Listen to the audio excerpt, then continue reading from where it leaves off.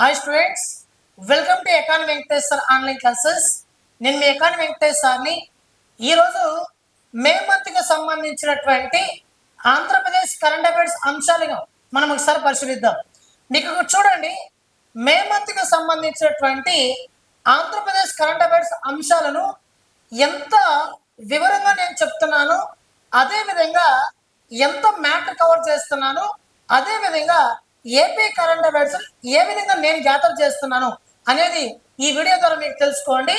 మళ్ళీ చెప్తున్నా, మీరు ఆంధ్రప్రదేశ్ రాష్ట్రంలో ఏ ఎగ్జామ్ అయినా రాయండి, ఖచ్చితంగా క్వశ్చన్ పడేటటువంటి ఒక area May month current affairs important అనేది కవర్ చేశాను. మిగతావన్నీ కూడా మనకి యాప్లో ఉంటాయి. ఓకేనా? రైట్. ఈరోజు ఫస్ట్ టాపిక్ వచ్చేసి దక్షిణ కోస్తా రైల్వే జోన్ జూన్ 1 నుండి అమల్లోకి వచ్చింది. మీకు అందరికీ తెలిసినదే. ఖచ్చితంగా ఆంధ్రప్రదేశ్ రాష్ట్రంలో పోటీ పరీక్ష ప్రిపేర్ అవుతున్నటువంటి ప్రతి ఒక్క ఆస్పిరెంట్ కూడా ఖచ్చితంగా గుర్తుపెట్టుకోవాల్సిన ఒక అంశం. ఓకేనా? సౌత్ కోస్ట్ రైల్వే జోన్, దక్షిణ కోస్తా రైల్వే జోన్, దీనిని సౌత్ కోస్ట్ రైల్వే జోన్ అని పిలుస్తాం. ఇది మన భారతదేశంలో 18th రైల్వే జోన్. మన భారతదేశంలో 18th రైల్వే జోన్. దాంతో పాటు ఆంధ్రప్రదేశ్ రాష్ట్ర ముఖ చిత్రాన్ని మార్చేటటువంటి ఒక రైల్వే జోన్ ఏదంటే ఆంధ్రప్రదేశ్ విశాఖపట్నం కేంద్రంగా ఏర్పాటైనటువంటి railway zone Visakha railway zone లేదా సౌత్ కోస్ట్ రైల్వే జోన్ అని పిలుస్తాం. ఓకేనా? ఇది ఎప్పటి నుంచి అమల్లోకి వచ్చింది అంటే 2026 జూన్ 1వ తారీఖు నుంచి మన భారతదేశంలో అధికారికంగా 18th రైల్వే జోన్ అమల్లోకి వచ్చింది. 2014లో ఆంధ్రప్రదేశ్ పునర్వ్యవస్థీకరణ చట్టాన్ని తీసుకొస్తే ఆంధ్రప్రదేశ్ పునర్వ్యవస్థీకరణ చట్టంలో అప్పట్లో కేంద్రం ఇచ్చినటువంటి మరొక హామీని నెరవేర్చినట్లయింది దీంతో. ఓకేనా? కాబట్టి గుర్తుపెట్టుకోండి. నెక్స్ట్ అదే విధంగా మీరు ఇక్కడ చూడండి, ఇది 18th రైల్వే జోన్. అదే విధంగా మనకి దక్షిణ మధ్య రైల్వే జోన్ అని చెప్పి ఒకటి ఉంది. సికింద్రాబాద్ కేంద్రంగా పనిచేస్తుంది దక్షిణ మధ్య రైల్వే జోన్. ఓకేనా? అదే విధంగా తూర్పు కోస్తా రైల్వే జోన్ అని చెప్పి ఈ రెండు ఉన్నాయి. ఇది దక్షిణ మధ్య రైల్వే జోన్ లో ఉన్నటువంటి గుంటూరు, గుంతకల్లు, విజయవాడ డివిజన్లను ప్లస్ తూర్పు కోస్తా రైల్వే జోన్ లో ఉన్నటువంటి వాల్తేరు డివిజన్ అనే పేరుని విశాఖపట్నం డివిజన్ పేరు మీదుగా మార్చి ఈ 4 అనగా గుంటూరు, గుంతకల్లు, విజయవాడ, విశాఖపట్నం డివిజన్, ఈ 4 డివిజన్లు కలిపి ఏర్పాటు చేయబడిందే సౌత్ కోస్ట్ రైల్వే జోన్. ఓకేనా? 18 రైల్వే జోన్లు మన భారతదేశంలో ఉన్నాయి కాబట్టి 18th రైల్వే జోన్లను తెలుపుతూ 18 స్టార్లతో 18 నక్షత్రాలతో ఇటీవల భారతీయ రైల్వే ఒక లోగోను కూడా విడుదల చేసింది. ఓకేనా? This is the very most important Andhra Pradesh current affairs. ఓకేనా? గుర్తుపెట్టుకోండి, డేట్ గుర్తుపెట్టుకొని, ఎప్పటి నుంచి అమల్లోకి వచ్చిందో గుర్తుపెట్టుకోండి. ఓకేనా? ఇది ఎన్నో రైల్వే జోన్ లో గుర్తుపెట్టుకోండి. ఆ రైల్వే జోన్ లో ఏ డివిజన్లు బాగా గుర్తుపెట్టుకోండి. ఓకేనా? గుంటూరు ఒకటి, గుంతకల్లు ఒకటి, విజయవాడ ఒకటి, విశాఖపట్నం డివిజన్. విశాఖపట్నం డివిజనే తర్వాత ఏమో చెప్పాలా, వాల్తేరు డివిజన్ అని చెప్పాలి. ఈ 4 ప్రాంతాలతో ఏర్పడిందే సౌత్ కోస్ట్ రైల్వే జోన్. ఓకేనా? Very important. ఓకేనా? రైట్. నెక్స్ట్ మీకు పీడిఎఫ్ కూడా సపరేట్ ఇచ్చాను, మీరు మన యాప్ లో చూసుకోవచ్చు. నెక్స్ట్ శ్రీ సిటీలో సెజ్ స్పెషల్ ఎకనామిక్ జోన్. మన ఆంధ్రప్రదేశ్ రాష్ట్రంలో సెజ్ అనగానే గుర్తు వచ్చేది శ్రీ సిటీ. తడ దగ్గర ఉంటుంది, సూళ్ళూరుపేట దగ్గర ఉంటుంది. మనకి తమిళనాడు ఆంధ్రప్రదేశ్ బార్డర్ వెంబడి ఇది ఉంటుంది, సూళ్ళూరుపేట. ఓకేనా? శ్రీ సిటీ. అయితే శ్రీ సిటీలో ఇటీవల 1000 కోట్ల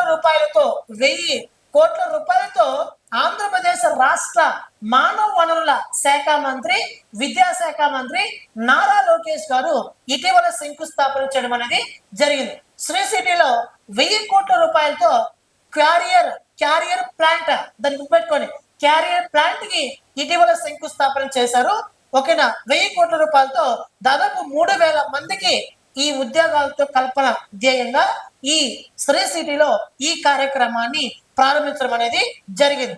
నెక్స్ట్ ఆంధ్రప్రదేశ్ సీఎం నారా చంద్రబాబు నాయుడు గారి అధ్యక్షతన ఇటీవల 17th state investment promotion board అనే ఒక సమావేశం జరిగింది మిత్రమా. ఈ సమావేశంలో 2,00,00,000 ప్రాజెక్టులకు ఆంధ్రప్రదేశ్ రాష్ట్ర మంత్రి మండలి ఆమోదం తెలపడం అనేది జరిగింది. ఈ 2,00,00,000 1,08,010 వైజాగ్ అనే ప్రాంతంలో రిలయన్స్ అనే సంస్థ ఒక డేటా సెంటర్ ఏర్పాటు చేయబోతున్నది. మరొక 51,300 కోట్ల రూపాయలతో సోలార్ పవర్ ప్రాజెక్ట్ ఏర్పాటు చేయబోతున్నది శ్రీ సత్యసాయి డిస్టిక్ లో. అదే విధంగా 2,500 కోట్ల రూపాయలతో రాయల్ ఎన్ఫీల్డ్ ఫ్యాక్టరీ ఏర్పాటు చేయబోతున్నది ఆంధ్రప్రదేశ్ రాష్ట్రంలో. ఓకేనా, గుర్తుపెట్టుకోండి. రీసెంట్లీగా ఆంధ్రప్రదేశ్ రాష్ట్ర ముఖ్యమంత్రి నారా చంద్రబాబు నాయుడు అధ్యక్షతన 17th state investment promotion board ఆధ్వర్యంలో సమావేశం జరిగింది. ఈ సమావేశం 2,00,000 కోట్ల రూపాయల పై వరకు ఆమోదం తెలపడం అనేది జరిగింది. ఓకేనా, రైట్. నెక్స్ట్, కళ్యాణ లక్ష్మి అనే పథకాన్ని ఇటీవల ఆంధ్రప్రదేశ్ రాష్ట్ర ముఖ్యమంత్రి ఏప్రిల్ 23వ తారీఖున ఆంధ్రప్రదేశ్ రాష్ట్ర వ్యాప్తంగా అమల్లోకి తీసుకురావడం అనేది జరిగింది. మన ఆంధ్రప్రదేశ్ రాష్ట్రంలో SHG అంటే సెల్ఫ్ హెల్ప్డ్ గ్రూప్స్, స్వయం సహాయక బృందాలు, వాటిని డ్వాక్రా సంఘాలు అని పిలుస్తాం. డ్వాక్రా సంఘాల్లో సభ్యులు అంటే డ్వాక్రా సంఘంలో ఎవరైతే మహిళలు ఉన్నారో ఆ మహిళల కుమార్తెలకు వివాహం చేయాలనుకుంటే శ్రీనిధి కింద ₹1,00,000 పావలా వడ్డీకే రుణాన్ని అందజేసేటటువంటి ఒక పథకమే కళ్యాణ లక్ష్మి పథకం. గుర్తుపెట్టుకోండి. ప్రారంభించిందేమో April 23rd. Self helped groups లో ఉన్నటువంటి మహిళల యొక్క కుమార్తెల కోసం ప్రత్యేకంగా రూపొందించబడ్డ ఒక పథకమే కళ్యాణ లక్ష్మి అనే పథకం. ఖచ్చితంగా చూడండి, 10,000 నుంచి 1,00,000 వరకు రుణం అందిస్తారు. పావల వడ్డీకి రుణం అందిస్తారు. 48 గంటలకు పని పూర్తవుతుంది. 48 వాయిదాలు తిరిగి దీన్ని చెల్లించాలి. ఓకేనా. అయితే ఏప్రిల్ 23rd దీన్ని ప్రారంభించారు. మరి ఎవరు అర్హతలు అంటే డ్వాక్రా గ్రూప్ సభ్యుల అర్హులు. ఒక కుమార్తె వయసు ఖచ్చితంగా 18 years కంప్లీట్ అయి ఉండాలి. వివాహం ఆంధ్రప్రదేశ్ లో జరగాలి. ఒక్కరికి మాత్రమే వస్తుంది, ఒకసారి మాత్రమే వస్తుంది అనగా సెకండ్ మ్యారేజ్ కి నాట్ అవైలబుల్ దిస్ స్కీమ్. ఓకేనా, రైట్ మిత్రమా. నెక్స్ట్, కార్మికుల కోసం లేబర్ అడ్డాలను ఏర్పాటు చేసిన ఆంధ్రప్రదేశ్ రాష్ట్ర ప్రభుత్వం. మీకు అందరికీ కూడా తెలిసినదే, మన ఆంధ్రప్రదేశ్ రాష్ట్ర ప్రభుత్వం లేబర్ అడ్డాలను ఏర్పాటు చేయబోతున్నది. అంటే అర్థం ఏంటంటే ఆంధ్రప్రదేశ్ రాష్ట్రంలో కార్మికులు ఎవరైతే ఉన్నారో ఆ కార్మికులు ప్రతిరోజు పని కోసం వెతకాల్సిన అవసరం లేదు. ఈ లేబర్ అడ్డాలు ఏవైతే ఉన్నాయో ఈ లేబర్ అడ్డాలుగా నిర్మించినటువంటి భవనం దగ్గరకు వాళ్ళు వచ్చేయాలి. అంటే ఎవరైనా కావచ్చు, నేనైనా కావచ్చు, మీరైనా కావచ్చు, ఎవరైనా ఆంధ్రప్రదేశ్ రాష్ట్రంలో కార్మికులుగా పనిచేయాలనుకున్న వాళ్ళు, రోజువారీ కూలీగా వెళ్ళాలనుకున్న వాళ్ళు, పని దొరకకపోతే ఈ లేబర్ అడ్డా దగ్గరకు వచ్చేస్తే వాళ్ళు ఎవరికో ఒకరికి కాంట్రాక్ట్ వాళ్ళకి మనం అప్పగిస్తారు. అదేవిధంగా ఎవరికైతే కార్మికులు శ్రామికులు కావాలో, ఎవరైతే కూలి మనుషులు కావాలో కాంట్రాక్టర్లు ఈ లేబర్ అడ్డాల దగ్గరకు వచ్చి వీళ్ళు తీసుకోవచ్చు. అనగా బిల్డర్స్ కి యూజ్ అవుతుంది, ప్లస్ కార్మికులు కూడా ప్రత్యేకమైనటువంటి పనిని కల్పించేటటువంటి సదుపాయమే లేబర్ అడ్డాలు. ఈ లేబర్ అడ్డాలను ఆంధ్రప్రదేశ్ రాష్ట్ర ముఖ్యమంత్రి నారా చంద్రబాబు నాయుడు గారు మరొక కొద్ది రోజుల్ని ఏర్పాటు చేయబోతున్నామని చెప్పి ఒక ప్రకటన చేయడం అనేది జరిగింది. నెక్స్ట్, ఆంధ్రప్రదేశ్ రాష్ట్రం మీకు అందరికీ తెలిసినదే 2026-2027 బడ్జెట్ ను ఫిబ్రవరి 14వ తారీఖున రాష్ట్ర ఆర్థిక శాఖ మంత్రి పయ్యావుల కేశవ్ గారు ప్రారంభించారు. కానీ 2025-26 ఆర్థిక సంవత్సరానికి సంబంధించి సర్వేను మన ఆంధ్రప్రదేశ్ రాష్ట్ర ప్రభుత్వం విడుదల చేయలేదు. కానీ 2025-26కు సంబంధించి రీసెంట్లీగా అధికారులు అధికారిక గణాంకాలను విడుదల చేశారు. దీంట్లో చూడండి, తలసరి ఆదాయంలో పర్ క్యాపిటల్ ఇన్కమ్ లో టాప్ ప్లేస్ లో ఉన్నటువంటి జిల్లా ఏదంటే విశాఖపట్నం జిల్లా. ఏ జిల్లా మిత్రమా? విశాఖపట్నం జిల్లా. మళ్ళీ తక్కువ ఏదంటే అల్లూరి సీతారామరాజు జిల్లా. ఓకేనా, చూడండి ఇక్కడ పార్వతీపురం మన్యం జిల్లా.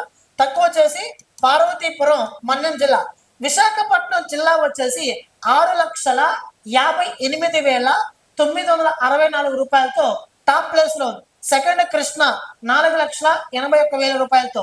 ఎన్టీఆర్ 3,91,000 రూపాయలతో. ఇవి అత్యధికంగా తలసరి ఆదాయాన్ని కలిగినటువంటి జిల్లాలు విశాఖపట్నం, కృష్ణ, ఎన్టీఆర్. అదే విధంగా తక్కువ తలసరి ఆదాయం పోలవరం జిల్లా 1,56,000. తర్వాత పోలవరం పార్వతీపురం మన జిల్లా తక్కువ, తర్వాత పోలవరం, తర్వాత శ్రీకాకుళం జిల్లా. నెక్స్ట్ అదే విధంగా అత్యధిక జీడిడిపి అంటే ప్రతి ఒక్క దేశానికి ఆదాయాన్ని జీడీపీలో లెక్కిస్తాం. దేశానికి ఆదాయాన్ని జీడీపీలో లెక్కిస్తే రాష్ట్రానికి ఆదాయాన్ని జిఎస్డిపిలో లెక్కిస్తాం. అదే విధంగా జిల్లా ఆదాయాన్ని జీడీపీ రూపంలో లెక్కిస్తాం. అనగా మన ఆంధ్రప్రదేశ్ రాష్ట్రంలో అత్యధిక జీడీపీ గల జిల్లా ఏదిరా అంటే విశాఖపట్నం జిల్లా. గుర్తుపెట్టుకోండి, అత్యధిక జీడీపీ గల జిల్లా విశాఖపట్నం జిల్లా. అనగా పర్ క్యాపిటల్ ఇన్కమ్ లో 2025-26 ఆర్థిక సంవత్సరంలో అత్యధిక తలసరి ఆదాయం గల జిల్లా విశాఖపట్నం జిల్లా. అత్యధిక జీడీపీ గల జిల్లా కూడా విశాఖపట్నం జిల్లానే. అంటే 1,61,000 కోట్ల రూపాయలతో అత్యధిక జీడీపీ గల జిల్లా. అతి తక్కువ జీడీపీ గల జిల్లా వచ్చేసి పోలవరం జిల్లా. పోలవరం జిల్లా దాదాపు 6,831 కోట్ల రూపాయలతో మనకి తక్కువగా జీడీపీ గల జిల్లా. ఇది మనం గుర్తుపెట్టుకోవాలి. అయితే 2025-26లో మొత్తం గ్రోత్ రేట్ ఎంత అంటే 10.75%. గ్రోత్ రేట్ మర్చిపోవచ్చు, 10.75%. ఓకేనా. నెక్స్ట్ అదే విధంగా 2025-26లో అత్యధికంగా జీడీపీ పర్సెంటేజ్ రూపంలో, ఇక్కడ వాల్యూస్ రూపంలో, సంఖ్యల రూపంలో విశాఖపట్నం జిల్లా అత్యధిక జీడీపీ శాతం గల జిల్లా ఏదంటే బాపట్ల జిల్లా. ఏది మిత్రమా? బాపట్ల జిల్లా. దాదాపు 19.9% మనకి బాపట్ల జిల్లా టాప్ ప్లేస్ లో ఉంది. మరి బాటమ్ ప్లేస్ లో మైనస్ లో ఉంది మనకి అల్లూరి సీతారామరాజు జిల్లా మనకి లీస్ట్ ప్లేస్ ఉండడం అనేది జరిగింది. ఓకేనా. ఇది మనకి అధికారిక గణాంకాలు మిత్రమా. ఒకసారి మీరు పీడిఎఫ్ లో కూడా ఒకసారి చదవండి. ఓకేనా. నెక్స్ట్ మీ ఇంటికి మీ డాక్టర్ ప్రాజెక్ట్ ని ఇటీవల ఆంధ్రప్రదేశ్ రాష్ట్ర గవర్నర్ అబ్దుల్ నజీర్ గారు ప్రారంభించడం అనేది జరిగింది. చూడండి, ఇక్కడ మీ ఇంటికి మీ డాక్టర్ అంటే ఆంధ్రప్రదేశ్ రాష్ట్రంలో మారుమూల గ్రామీణ ప్రాంతాలలో, కొండ ప్రాంతాలలో, గిరిజన ప్రాంతాలలో అత్యంత పీవీటీజీ గల నగరంలో, అంటే మొత్తం మీద మన ఆంధ్రప్రదేశ్ రాష్ట్రంలో ప్రతి ఒక్క నగరంలో, ముఖ్యంగా మారుమూల గ్రామీణ ప్రాంతాలు, కొండ ప్రాంతాలు, గిరిజన ప్రాంతాల్లో వివిధ వ్యాధుల వలన ఇబ్బంది పడుతున్నటువంటి వ్యక్తులకు ఆ వ్యాధులను గుర్తించి తక్షణమే అక్కడికక్కడే చికిత్సను అందించేటటువంటి మీ ఇంటికి మీ డాక్టర్ వస్తున్నాడు అనే ఇతరుత్వం ఆధారంగా ఇటీవల ఆంధ్రప్రదేశ్ రాష్ట్ర గవర్నర్ అబ్దుల్ నజీర్ గారు దీని ఇటీవల గుంటూరు జిల్లాలో ఒక పైలట్ ప్రాజెక్ట్ గా ప్రారంభించడం అనేది జరిగింది. నెక్స్ట్ విశాఖ ఉక్కు ఆంధ్రుల హక్కు అన్నట్టు విశాఖ వైజాగ్ స్టీల్ ప్లాంట్ లో సిఎండిగా ఇటీవల నియామకమైన వ్యక్తి ఎంఎన్విఎస్ అనే ఒక ప్రభాకర్ గారు నియామకమయ్యారు. మీకు అందరికీ తెలిసిందే, విశాఖపట్నం అనగానే మనకు గుర్తొచ్చేది Vizag steel plant. Vizag steel plant అనగానే గుర్తొచ్చేది మన కోస్టల్ ఏరియా, అనగా కోస్తా ప్రాంతం వెంబడి మన భారతదేశంలో మొట్టమొదటిసారిగా కోస్తా ప్రాంతం వెంబడి ఏర్పాటు చేయబడ్డ మొట్టమొదటి స్టీల్ ప్లాంట్ ఏదంటే విశాఖపట్నం స్టీల్ ప్లాంట్. దీనినే వైజాగ్ స్టీల్ ప్లాంట్ అని పిలుస్తాం. అదేవిధంగా మన భారతదేశ వ్యాప్తంగా 11 ఇండస్ట్రియల్ కారిడార్లను మన భారత ప్రభుత్వం డెవలప్ చేస్తే అందులో మనకి 3 ఇండస్ట్రియల్ కారిడార్లు మన ఆంధ్రప్రదేశ్ రాష్ట్రం వెంబడి ప్రయాణిస్తుంది. ఒకటి Visakhapatnam to Chennai industrial corridor, రెండవది Chennai to Bengaluru industry corridor, మూడవది Hyderabad to Bengaluru industry corridor. ఈ మూడిట్లో అనగా 11లో చూసుకున్నా, 3లో చూసుకున్నా, మొత్తం మీద Visakhapatnam to Chennai industrial corridor అనేది మన భారతదేశంలో తీర ప్రాంతం వెంబడి ఏర్పాటు చేయబడ్డ మొట్టమొదటి ఇండస్ట్రియల్ కారిడార్ ఏదంటే Visakhapatnam to Chennai industrial corridor. ఓకేనా. నెక్స్ట్ అదే విధంగా మనకు చూస్తే ఈ హైదరాబాద్ ఇండస్ట్రియల్ కారిడార్ ఏవైతే ఉందో ఈ హైదరాబాద్ టు ఇండస్ట్రియల్ కారిడార్ వెంబడి ఓర్వకల్ అనే ఒక నోటుని ప్రత్యేకంగా మన కేంద్ర ప్రభుత్వం ఆంధ్రప్రదేశ్ రాష్ట్రంలో భాగంగా డెవలప్ చేస్తుంది. ఈ ఓర్వకల్లు నోట్లోని 282 ఎకరాలలో భారతదేశంలోని మొట్టమొదటిసారిగా ఆంధ్రప్రదేశ్ రాష్ట్ర ప్రభుత్వం డ్రోన్ సిటీ నిర్మించబోతున్నారు. డ్రోన్ సిటీని నిర్మించబోతున్నది. ఓకేనా, this is very very important. భారతదేశంలోని మొట్టమొదటిసారిగా స్పేస్ సిటీ నిర్మించబోతున్న రాష్ట్రం ఆంధ్రప్రదేశ్ రాష్ట్ర ప్రభుత్వం. అదేవిధంగా డ్రోన్ సిటీ అనగానే ఓర్వకల్లు కర్నూలు జిల్లా గుర్తు రావాలి. స్పేస్ సిటీ అనగానే తిరుపతి జిల్లా గుర్తు రావాలి. భారతదేశంలో మొట్టమొదటిసారిగా autonomous maritime ship building eco system జువల దినే దగ్గర ఏర్పాటు చేస్తున్నారు నెల్లూరు జిల్లా. అదేవిధంగా భారతదేశంలోనే కాదు, ప్రపంచవ్యాప్తంగా ప్రపంచంలోనే అతిపెద్ద అమోనియం ప్రాజెక్ట్ ఎక్కడ అంటే మనకి నెల్లూరు జిల్లాలో కాకినాడ అనే ప్రాంతంలో ఏర్పాటు చేస్తున్నారు. కాకినాడ అనే ప్రాంతంలో ఏర్పాటు చేస్తున్నారు. భారతదేశంలోనే అతిపెద్ద Google AI center data park ఎక్కడ అంటే విశాఖపట్నం. భారతదేశంలో మొట్టమొదటిసారిగా quantum valley eco system park ఎక్కడ అంటే మనకి అమరావతి. అంతర్జాతీయ న్యాయ విద్యా సంస్థ ఎక్కడ అంటే అమరావతి.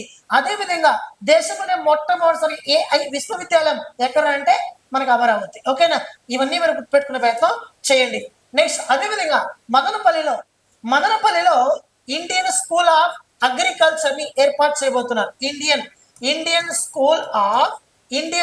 స్కూల్ ఆఫ్ అగ్రికల్చర్ ని ఏర్పాటు చేయబోతున్నారు. అంటే దీని దగ్గరలోనే రాష్ట్ర ముఖ్యమంత్రి నారా చంద్రబాబు నాయుడు గారు ప్రారంభించబోతున్నారు మదనపల్లి ప్రాంతంలో.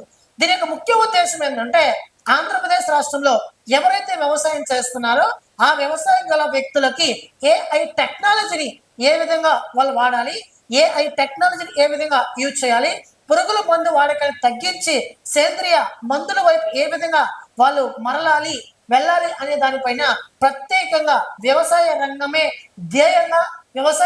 అభివృద్ధి ధ్యేయంగా పనిచేస్తుంది ఇండియన్ స్కూల్ ఆఫ్ అగ్రికల్చర్ మదనపల్లిలో. World class agriculture education hub గా దీని దగ్గరలోనే తీర్చిదిద్దబోతున్నారు. నెక్స్ట్ ఒక జిల్లా ఒక నైపుణ్య విజన్ అనగా 1 డిస్ట్రిక్ట్ 1 స్కిల్ విజన్. ఆంధ్రప్రదేశ్ రాష్ట్ర ప్రభుత్వంలో యువత ఎక్కువగా ఉంది, యువకులు ఎక్కువగా ఉన్నారు అనగా మన ఆంధ్రప్రదేశ్ రాష్ట్రంలో చదువుకున్న వాళ్ళు ఎక్కువగా ఉన్నారు.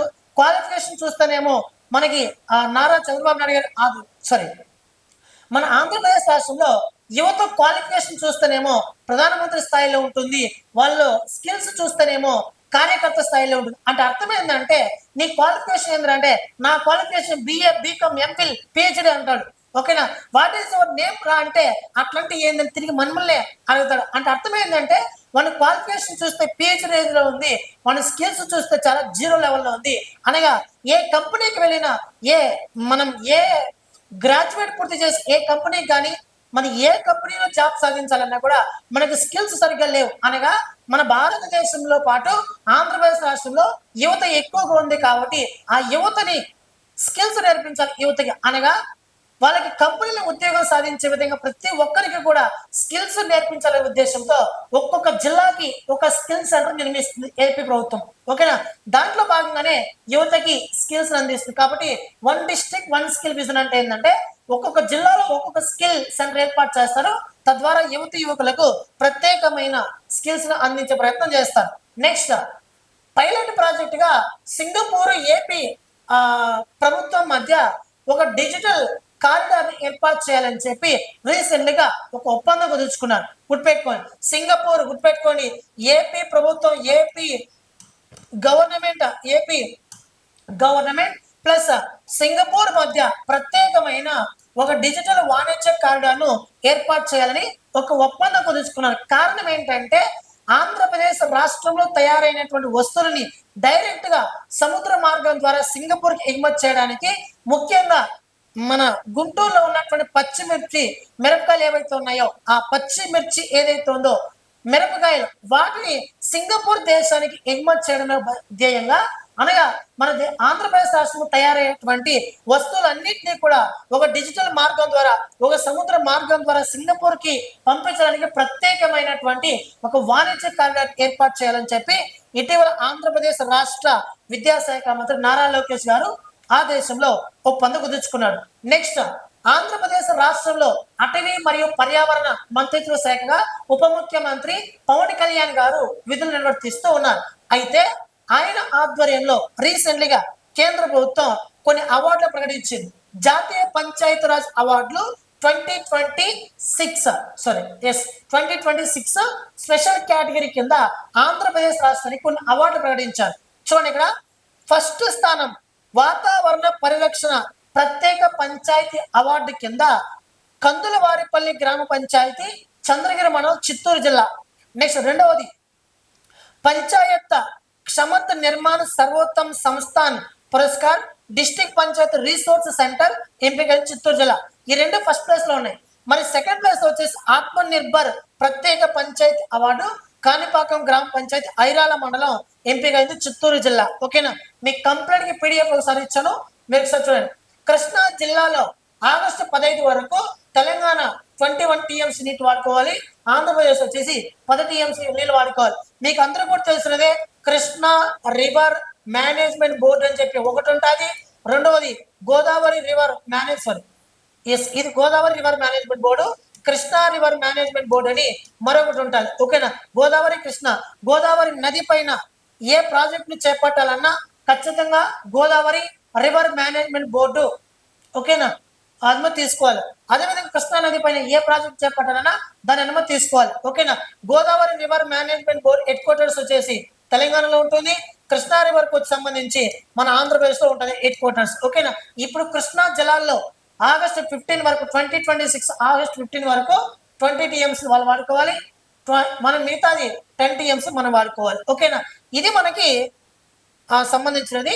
నెక్స్ట్, ఆంధ్రప్రదేశ్ రాష్ట్రంలో మూడవ పెట్ట పుడితే 30,000, నాలుగవ పెట్టిన కంటే 40,000 అనే ప్రత్యేకమైన ప్రోత్సాహ కార్యక్రమాన్ని ఇటీవల ఆంధ్రప్రదేశ్ రాష్ట్ర ముఖ్యమంత్రి ప్రారంభించడం అనేది జరిగింది. ఎందుకంటే మన ఆంధ్రప్రదేశ్ రాష్ట్రంలో టోటల్ ఫర్టిలిటీ రేట్ అనేది రోజు రోజుకు పడిపోతుంది. కాబట్టి ఇద్దరు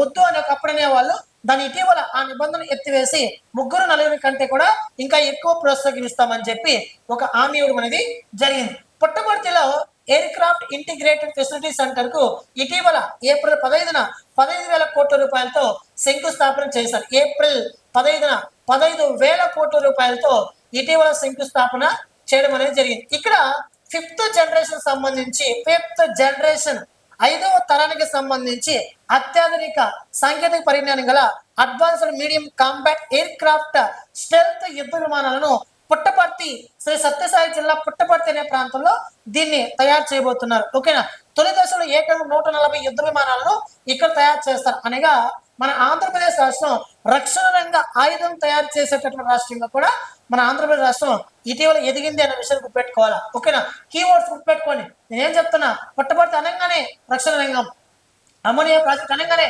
కాకినాడ, స్పేస్ సిటీ అనగానే మనకి తిరుపతి జిల్లా, డ్రోన్ సిటీ అనగానే మనకి ఎక్కడ ఓరవకల్లు, మళ్ళీ AI Google data park Visakhapatnam, అదేవిధంగా క్వాంటమ్ వ్యాలీ ఎక్కడ అమరావతి. నెక్స్ట్, అమరావతిలో 200 ఎకరాల్లో క్వాంటమ్ హార్డ్వేర్ పార్క్ ని ఏర్పాటు చేయబోతున్నారంట. మీకు అందరికీ తెలిసినదే, ఫిబ్రవరి 7, 2026 ఆంధ్రప్రదేశ్ రాష్ట్ర ముఖ్యమంత్రి దేశంలోని మొట్టమొదటి క్వాంటమ్ వ్యాలీ సెంటర్ కి ఇటీవల శంకుస్థాపన చేశారు. దాంట్లో భాగంగా 200 ఎకరాల్లో క్వాంటమ్ హార్డ్వేర్ పార్క్ ని మన ఆంధ్రప్రదేశ్ రాష్ట్ర ప్రభుత్వం ఏర్పాటు చేయబోతున్నది. నెక్స్ట్, భారతదేశంలో మొట్టమొదటిసారిగా ప్రైవేట్ రంగం ఆధ్వర్యంలో మెరైన్ గ్యాస్ టర్బైన్ మరమ్మత్తు కేంద్రాన్ని ఎక్కడ ఏర్పాటు చేయబోతున్నారు అంటే విశాఖపట్నం ఏర్పాటు చేయబోతున్నారు. మరి మన ఆంధ్రప్రదేశ్ రాష్ట్ర ప్రభుత్వం ఎవరితో ఒప్పందం కుదుర్చుకుందంటే భారత్ ఫోర్జ్ అనే ఒక సంస్థతో ఇటీవల ఒప్పందం కుదుర్చుకోవడం అనేది జరిగింది. ఇది మిత్రమా మీకు మే కరెంట్ అఫైర్స్ పార్ట్ 1 లో భాగంగా. ఓకేనా, థ్యాంక్ యూ మిత్రమా, థ్యాంక్ యూ సో మచ్. మళ్ళీ కలుసుకుందాం. మన యాప్ డౌన్లోడ్ చేసుకోండి, ఎకానమీ వెంకటేశ్వర యాప్ ని డౌన్లోడ్ చేసుకొని మీకు ఏమైనా సందేహాలు ఉంటే ఈ నెంబర్ ని సంప్రదించండి. Indian economy classes, AP economy classes, ఓకేనా, yearly current affairs, yearly current affairs కోసం డిఎస్ వాళ్ళు సపరేట్, గ్రూప్స్ వాళ్ళు సపరేట్, అందరికీ క్లాసెస్ ఉన్నాయి. మీరు ఒకసారి యాప్ డౌన్లోడ్ చేసి పెట్టుకొని ఆఫర్ ఇచ్చడం మీరు ఉపయోగించుకోవచ్చు, లేదా డైరెక్ట్గా మీరు పర్చేస్ చేసుకోవచ్చు. థ్యాంక్ యూ మిత్రమా, థ్యాంక్ యూ సో మచ్.